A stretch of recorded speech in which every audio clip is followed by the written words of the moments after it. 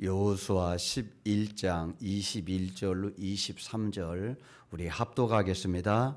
그때에 여호수아가 가서 산지와 헤브론과 드빌과 아납과 유다 온 산지와 이스라엘의 온 산지에서 아낙 사람들을 멸절하고 그가 또 그들 성읍들을 진멸하여 바쳤으므로 이스라엘 자손의 땅에는 아낙 사람들이 하나도 남지 아니하였고 가사와 가드와 아스돗에만 남았더라.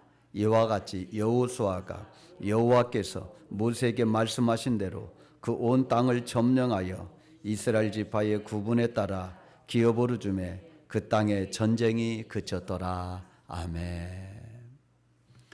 우리 옆에 있는 분, 앞에 있는 분 인사 한번 해볼까요? 인사할 때 고맙습니다. 감사합니다. 고맙습니다. 감사합니다.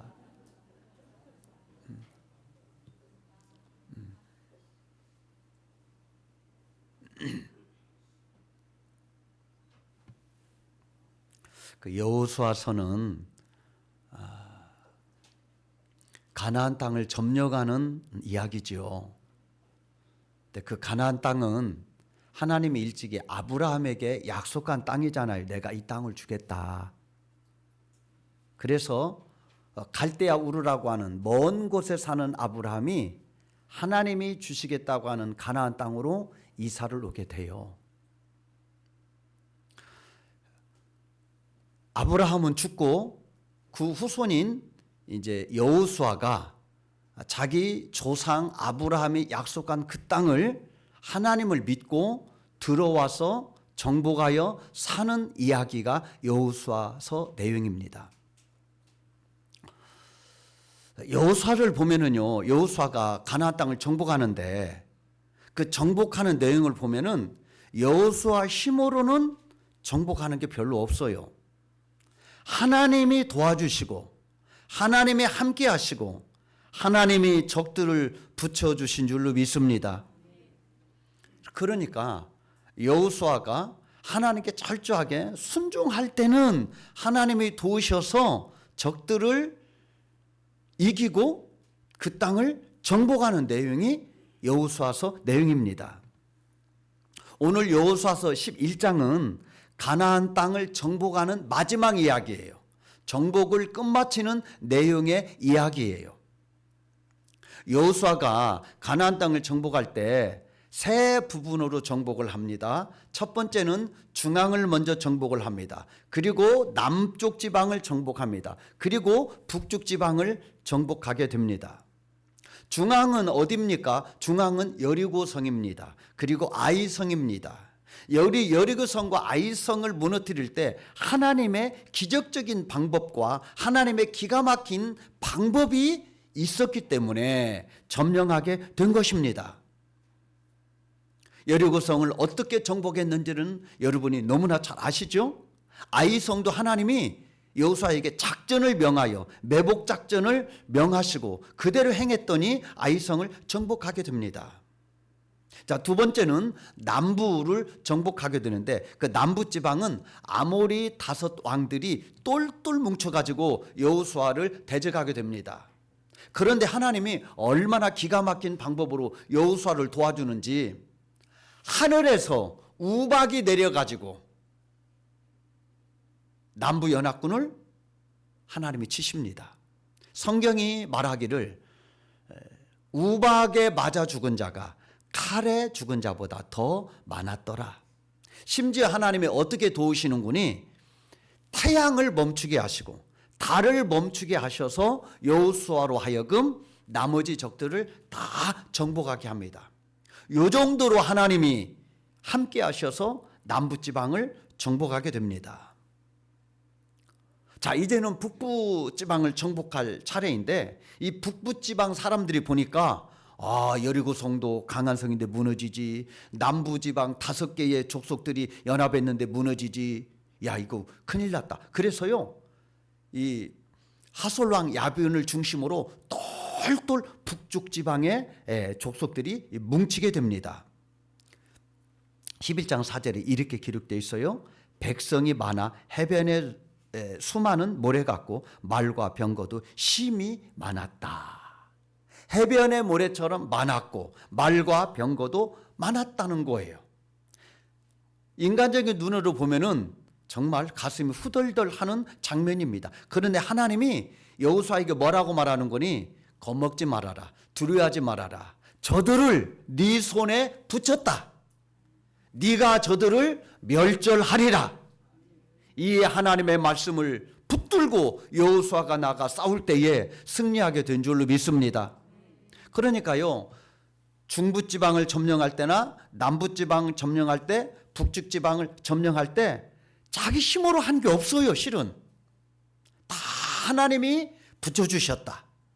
또 하늘의 조화를 내리고 지진의 조화를 내려서 여리고성을 무너뜨리고 남과 북부의 연합군들을 하나님이 붙여주신 줄로 믿습니다. 오늘 본문 23절은요, 그 마지막을 이렇게 말씀하고 있습니다. 자, 23절 한번 읽겠습니다. 시작. 이와 같이 여호수아가 여호와께서 모세에게 말씀하신 대로 그 온 땅을 점령하여 이스라엘 지파의 구분을 따라 기업으로 주매 그 땅에 끝난 거예요. 이제 정복 전쟁이 일단락이 된 거예요.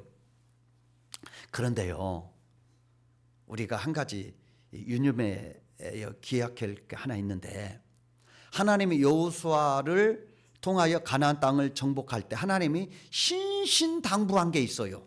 물론 그게 몇 가지가 있는데, 하나님이 전쟁하면 꼭 이렇게 하라, 전쟁하면 꼭 이렇게 하라, 신신당부한 게 있어요. 그게 뭐죠?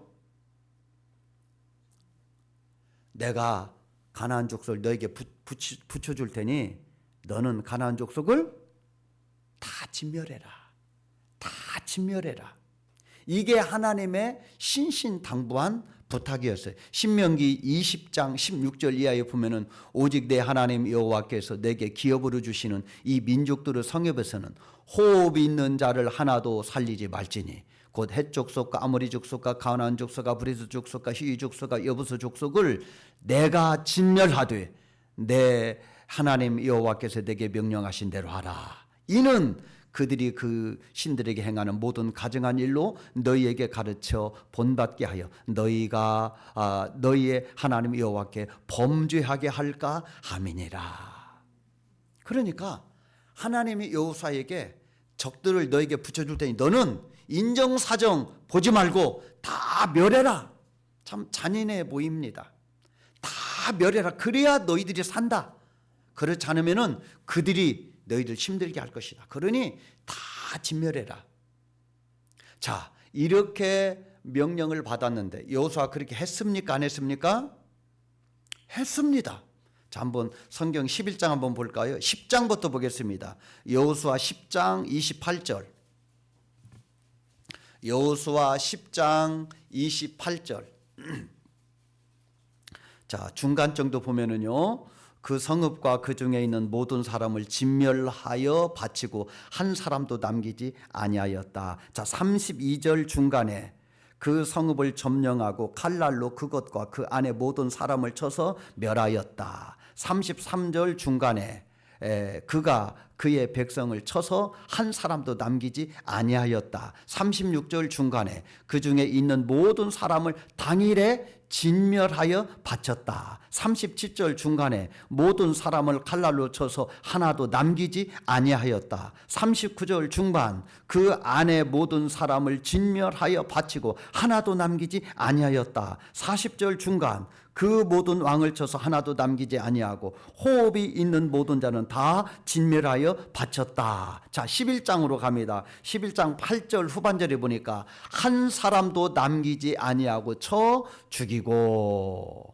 10절 마지막 그 왕을 칼날로 쳐 죽이고, 11절 그 가운데 모든 사람을 칼날로 쳐서 진멸하여 호흡이 있는 자는 하나도 남기지 아니하였고, 12절 두 번째 줄 그 모든 왕을 붙잡아 칼날로 쳐서 멸하고, 14절 중간 모든 사람은 칼날로 쳐서 멸하여 호흡이 있는 자는 하나도 남기지 아니하였다.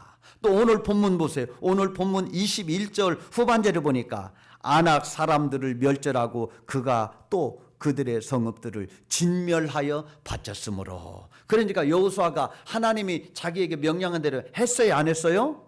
했습니다. 제가 여러 절을 읽었는데 여호수아가 점령하는 곳마다 다 쳐서 멸했다, 쳐서 멸했다, 쳐서 멸했다, 다 그렇게 반복해서 기록하고 있잖아요. 다 잘했어요. 아주 훌륭해요. 근데 오게티처럼 작아 보이지만 불순종한 것이 기록되어 있어요. 22절 보겠습니다. 이스라엘 자손의 땅에는 아낙 사람들이 하나도 남지 아니하였다. 자, 이스라엘 자신들이 정복한 땅에는 하나도 남지 않았는데 어디에만 남아있다?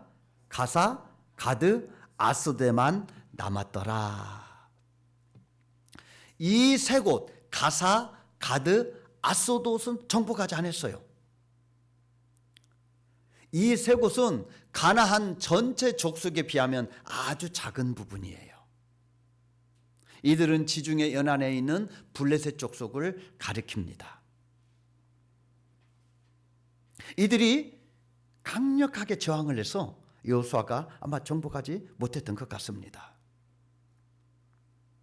그러나 여호수아가 나머지 부분의 모든 땅을 점령했기 때문에 오늘 본문에 나와 있는 대로 마지막 절에 기록되어 있는 대로 여호수아가 땅을 점령하고 12지파에게 땅을 분배하고 전쟁이 마쳤더라. 그렇게 기록해도 됐을 것 같아요. 실제로 그렇게 기록했어요. 그런데 쌀의 뉘처럼 딱 한 군데를 이렇게 기록해 놨는데 가사와 가드와 아스도데는 남았더라. 오게티처럼 이렇게 기록하고 있어요. 하나님은요, 여호수아에게 가나안 땅을 다 정복할 때 멸해라. 만약에 멸하지 않으면 그들이 너의 옆구리에 뭐가 된다? 가시가 된다. 그리고 그들이 섬기는 신들은 너희들의 올무가 될 것이다. 가나안 땅 사람들을 봐주면 그들이 너희의 가시가 돼, 옆구리에 가시가 돼. 그리고 너희들을 옥죄는 올무가 될 거야. 그래서 하나님이 다 멸하라고 하신 것이거든요. 그런데 하나님의 말씀하신 대로 남겨놓은 세 곳이 그렇게 합니다. 여호수아가 가나안 땅을 정복하는데 1등 공신이지만은 온전하게 순종하지 못한 후과를 남기게 돼요. 신앙생활을 하면서 여러 부분이 중요한 것이 많이 있지만요, 그 중에 대표적으로 순종만큼 중요한 게 없어요. 왜냐하면 순종은 믿음의 다른 말이기 때문에 그렇습니다. 그래서 사무엘은 사울 왕에게 이렇게 말합니다. 순종이 무엇보다 낫다? 제사보다 낫다. 그러니까 순종 없는 제사는 안고 없는 찐빵인 거예요. 순종 빠진 제사 하나님 그거 안 받으신다. 그러니까 믿음과 순종은 사실 표현은 다르지만 같은 말이에요. 믿음은 보이지 않는 마음속에 있는 것인데 그 마음속에 있는 믿음이 몸을 통하여 드러날 때 그걸 순종이라고 그래요. 마음에 있는 믿음이 밖으로 드러날 때 그것을 믿음이라고 말하는데 그것을 다른 말로 순종이라고도 표현해요. 하나님은요, 언제나 우리들에게 순종을 요구하세요. 그런데요, 그 순종은 온전한 순종이 있고 부분적인 순종이 있어요. 냉정하게 말하면 부분적인 순종은 순종이 아니에요. 아브라함은 하나님의 인도함을 따라 갈대아 우르에서 가나안 땅으로 이사를 옵니다. 몇 세에? 75세에. 그런데 하나님이 이사를 시키면서 약속한 게 있어요. 그게 뭔 거니? 이 땅 내가 너희 줄게. 그 땅을 약속하셨고요. 또 뭐를 약속하시는 거니? 자손을 약속했어요. 내가 너에게 하늘의 별처럼 바닥의 모래처럼 많은 자손을 주겠다. 그 약속을 붙잡고 아브라함이 가나안 땅에 왔어요. 왔으면 하나님이 지켜야 될 거 아닙니까? 아브라함 생전에 땅이라고는 자기 부인 묘지, 그거밖에 자기 이름으로 등기된 게 없어요. 그리고 자식은 1년이 지나도 없고 2년이 지나도 없고 3년이 지나도 없고 4년이 지나도 없고 5년이 지나도 없고 6년이 지나도 조짐이 안 보이고 7년이 지나도 없고 8년이 지나도 안 생겨요. 아니, 하나님이 주시겠다고 약속을 믿고 여기까지 왔는데 8년, 9년을 기다렸는데도 소식이 없으면 많이 기다린 거예요? 적게 기다린 거예요? 많이 기다린 거. 왜냐하면 아브라함 나이가 적지 않거든요. 하나님이 약속했으면 빨리 하셔야지. 그러니까 아브라함도 많이 기다린 거예요. 많이 기다렸어요. 근데요, 10년째 자기 부인의 몸종인 하갈을 통하여 아들을 낳아요. 그게 이스마엘이죠.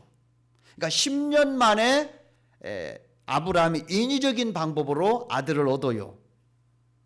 아브라함이 몇 년 기다린 거예요? 10년 기다린 거예요. 10년. 10년이 짧아요? 길어요? 결코 짧다고 할 수 없어요. 왜냐하면 몸이라고 하는 게 생산할 수 있는 그러한 나이가 있잖아요. 평생 생산하는 게 아니잖아요. 아브라함은 초고배예요. 아브라함이 초고배예요. 아니, 하나님 5년이나 기다렸는데 왜 약속을 안 지킵니까? 7년을 기다렸는데 왜 약속을 안 지킵니까? 아마 아브라함은 그랬을 것 같아요. 그러다가 자기 방식으로, 자기 생각대로 후손을 얻게 됩니다. 아브라함은 이렇게 생각할 수도 있죠. 하나님, 나 순종했습니다. 10년 기다렸으면 많이 기다렸습니다. 나 불순종한 거 아닙니다. 하나님, 나 순종했습니다. 근데 아브라함의 순종은 부분적인 순종이에요. 근데 하나님의 원하는 순종은 온전한 순종이에요. 나중에 아브라함은 온전한 순종하는 믿음으로 성장하게 돼요. 그게 뭐예요? 이삭을 바치라고 할 때 바치잖아요.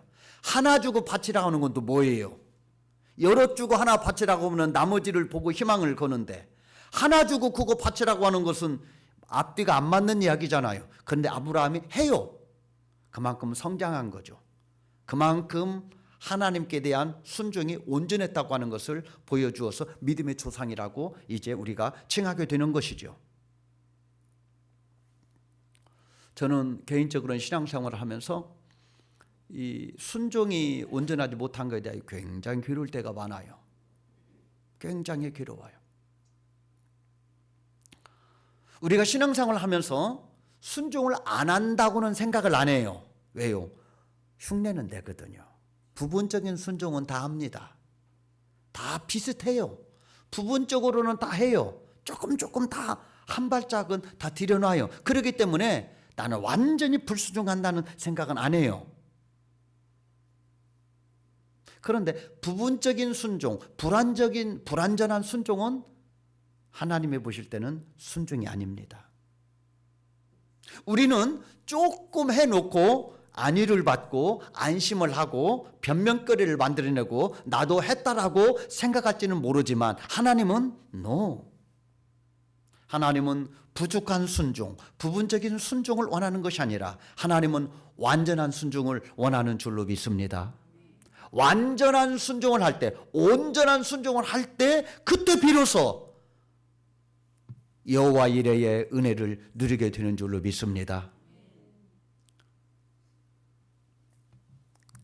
여호수아가 온전히 순종하지 못해서 가사와 가드와 아스돗을 남겼는데 이게 이스라엘의 가시 노릇을 해요. 부족한 순종이 가시로 나타나고 있는 것을 보게 됩니다. 사사기의 가장 유명한 기억나는 사사가 누굽니까? 삼손이죠. 삼손은 태어날 때부터 하나님의 계획과 그리고 능력을 안고 태어났는데 그런 사람들을 나실인 이렇게 표현합니다. 삼손은 민족을 구원할 자로 하나님이 예정하셔서 이 땅에 보냄을 받게 됐는데 이 삼손이 결국은 여자 때문에 망하게 됩니다. 여자 때문에 눈을 뽑히게 되고 그리고 연자맷돌을 갈게 되고 결국은 이 신전에서 신전을 무너뜨리고 폭삭 같이 죽게 됩니다. 그곳이 어디입니까? 가사입니다. 가사의 그 기생 드릴라의 꼬임에 빠져서 결국은 삼손이 그렇게 된 것입니다. 여호수아가 하나님의 말씀대로 온전히 순종했더라면 기생 드릴라가 나타나 고생스럽게 하지 않았을 것입니다. 사무엘상 17장에 보면은요 아주 유명한 이야기가 나오는데요, 골리앗 이야기입니다. 이스라엘 백성들과 이 블레셋이 전쟁을 하는데 그때는 양측의 대표들이 나와서 싸워가지고 승리하는 쪽이 승리하는 그런 경우들이 굉장히 많아요. 삼국지에 보면은 그런 이야기가 굉장히 많잖아요. 장수들이 말을 타고 나와가지고 합을 겨뤄서 승리하면은 사기가 일어나가지고 승리하게 돼요. 그런데 블레셋의 골리앗이라고 하는 장소가 조석으로 아침 저녁으로 나와서 어떻게 합니까? 하나님을 모욕을 해요. 하나님을 조롱을 해요. 이스라엘 백성들을 조롱해요. 사울 왕을 조롱을 해요. 그래도 누구 하나 대꾸하지 못하고 누구 하나 나가 싸우지 못합니다. 이 골리앗이 어디 사람입니까? 가드 사람입니다. 블레셋 가드 사람입니다. 여호수아가 일찍이 온전하게 순종했더라면 이 가드에서 골리앗이라고 하는 사람이 나올 수 있겠느냐 이 말입니다. 사무엘상 5장에 보면은요 이스라엘 백성들과 블레셋이 전쟁이 벌어지게 되는데 그때는요 전쟁이 신의 이름으로 나가서 전쟁을 하는 시대였거든요. 신의 이름으로 나가서 전쟁하는 것은 우리가 전쟁하는 것이 아니라 이 신이 우리를 전쟁에서 이기게 해주신다 그런 의미인데 이스라엘 백성들이 법궤를 들고 나갑니다. 그 말은 법궤를 들고 여리고성을 돌았던 것처럼 법궤를 앞세우고 요단강을 건넜던 것처럼 이 법궤를 앞세우면 블레셋에서 승리하게 될 것이다 라고 하는 믿음을 가지고 나갔는데 승리했나요? 패배했나요?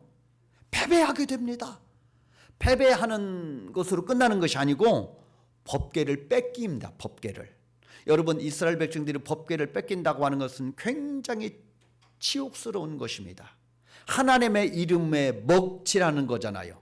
하나님의 이름에 이방의 조롱이 들어가는 것이고 하나님을 상징하는 그 법궤가 이방인의 손에서 농락당하는 것 때문에 얼마나 이스라엘 백성들로 하여금 참담함을 느끼게 하는 사건인지 모릅니다. 그런데 블레셋 사람들이 그것을 뺏어다가 법궤를 뺏어다가 어디다 두나요? 아스돗에 있는 다곤 신당입니다. 아스돗에 다곤 신당을 세우고 거기다가 제물로 바쳐요. 다곤 신이여, 내가 저 이스라엘 사람들의 신을 잡아왔나이다. 당신께 영광을 돌립니다. 제물로 바치게 된 거예요. 하나님의 다곤 신에게 사로잡히는 치욕스러움을 그들에게 보게 만드는 거예요. 이처럼 가사, 기생 드릴라, 가드, 골리앗, 아스돗, 여기 법궤를 뺏기는 그리고 다곤 신당에 제물로 바치는 이러한 정말 치욕스러운 일들이 벌어지게 됩니다. 여호수아가 조금 남겨둔 자들이 훗날에 이스라엘 백성들이 이렇게 가신 노릇을 할 줄을 알았더라면 여호수아가 목숨을 걸고 끝까지 이 가사가드 아스돗과 싸워서 아마 다 점령을 했을 것입니다. 이렇게 될 줄은 몰랐겠죠. 이처럼 여호수아가 부분적으로 남긴 가사와 가드와 아스돗이 두고두고 이스라엘 백성들을 괴롭히는 가시 역할을 하게 됩니다. 신앙생활을 하면서 우리가 심어야 될 많은 부분이 있지만은 그 중에 아주 중요한 심어야 될 부분이 바로 순종하고 또 순종하고 또 순종하는 것인 줄로 믿습니다. 우리에게는 만왕의 왕이 계시기 때문에 이 왕을 사랑하고 그 만왕의 왕께 기쁨으로 자원하는 마음으로 순종할 때에 놀라운 하나님의 임재와 통치와 다스림과 인도와 승리를 경험하게 될 줄로 믿습니다. 순종하지 않으면 그것이 가신 노릇을 해요. 그것 때문에 죽지는 않지만 굉장히 고통스럽게 되는 돌뿌리가 될 수도 있다 이 말입니다. 그런데요, 이 순종과 깊은 연관이 있는 것이 하나가 있네. 그것이 바로 하나님을 사랑하는 것입니다.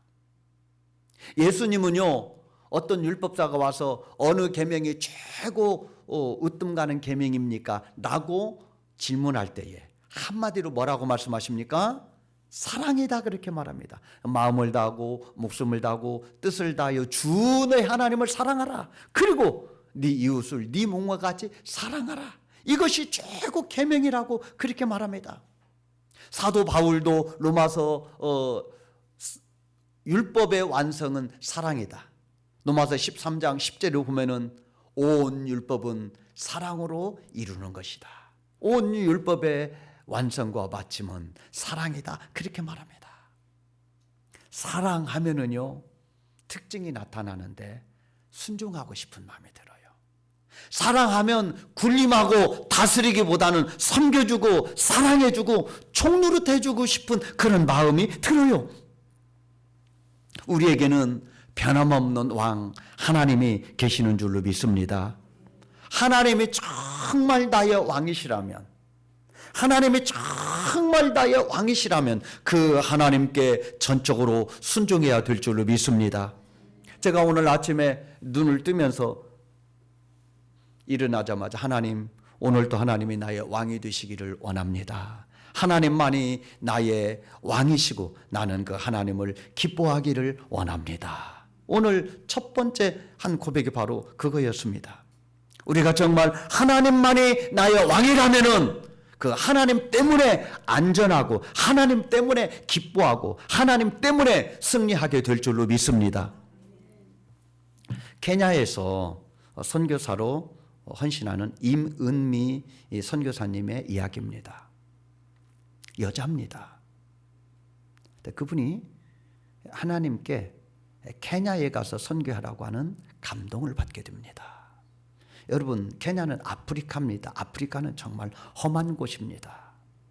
그런데 하나님의 감동이기 때문에 내가 가야 되겠다. 하나님의 가시라고 하니까 내가 가야 되겠다.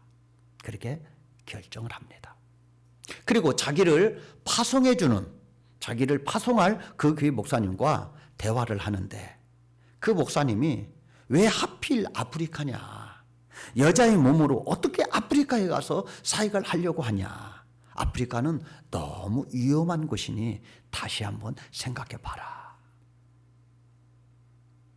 그때 이 임은미 선교사님이 이렇게 대답을 합니다. 하나님의 뜻이 있는 곳이 가장 안전한 곳입니다. 하나님의 뜻이 없는 곳이 가장 위험한 곳입니다. 내가 아프리카로 가지 않으면 가장 위험해집니다. 내가 아프리카로 가는 것은 하나님의 뜻이고 하나님의 뜻이 있는 곳이 가장 안전합니다. 얼마나 훌륭하게 사역하는지 몰라요. 하나님을 사랑하면, 하나님을 인정하면 순종하게 될 줄로 믿습니다. 그런데 그 순종이 부분적인 순종이면 안 된다는 거예요. 그래서 우리의 도전은 하나님, 온전한 순종을 통하여 하나님이 예배하신 기업을 온전하게 소유하기를 원합니다. 우리가 변명하면서 부족해서 남겨놓은 것들, 부분적으로 부족하게 순종한 것들이요, 나중에 그것들이 가시 역할을 합니다. 그것 때문에 올무로 고통당할 수도 있습니다. 그러므로 하나님 우리에게 감동해 주시고 깨닫게 도와주시고 그게 믿음의 도리라고 우리 마음에 있다면 믿음으로 기도하고 하나님을 붙잡음으로 온전한 순종을 통하여 그 하나님의 뜻을 이루어야 될 줄로 믿습니다. 오늘 저와 여러분이 도전해야 될 것입니다. 여호수아는 부족한 순종이 결국 후대의 가시로 나타났음을 성경에서 보여주고 있습니다. 우리의 삶 속에 부족한 순종이 있나? 부분적인 순종이 있나를 살펴보고 하나님의 감동해 주시고 말씀하시고 깨닫게 하시면 내가 그것과 싸우겠습니다. 순종하겠습니다. 그렇게 하겠습니다. 그것을 통하여 하나님은 약속을 이루어 주실 줄로 믿습니다. 아브라함에게 약속한 약속이 온전히 이루어지게 될 줄로 믿습니다. 성경에 기록된 66권의 약속이 나를 향한 약속이기 때문에 내가 그 말씀을 붙들고 믿음으로 나가면 그것이 우리의 기업이 되고 그리고 그것을 통하여 영광스러운 믿음의 삶이 되게 될 줄로 믿습니다.